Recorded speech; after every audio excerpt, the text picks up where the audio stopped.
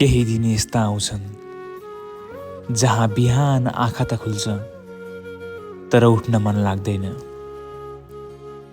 Mobile हातमा त लिन्छौ, समय उसै बित्छ तर मन हल्का हुँदैन। मनभित्र अज्ञात भारीपन हुन्छ। म किन यस्तो भएँ? सबैलाई सजिलो छ, मलाई मात्र किन गाह्रो? यस्ता प्रश्न मनमा अवश्य नै आउँछ। तर सुन, तिमी कमजोर त अवश्य होइनौ र तिमी असफल पनि छैनौ। बस तिमी थाकेको मात्रै हो। थकाइ हारको चिन्ह होइन। थकाइ यो प्रमाण हो कि तिमी धेरै पटक लडिसक्यौ अनि तिमीले धेरै कुराहरू सहिसक्यौ, तर पनि हार नमानी तिमी अझै उभिएका छौ।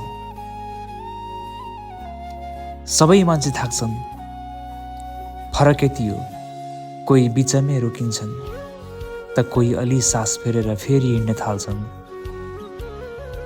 तिमीलाई थकाइ लागे आज केही बेर विश्राम गर। मनैदेखि रुन मन लागे मनै हल्का हुने गरी रौ, तर आफ्नो सपनाबाट भाग्ने निर्णय नगर। किनकि जुन दिन तिमी हार मान्छौ त्यही दिन तिमीले जित्नुपर्ने कथा अधुरो रहन्छ।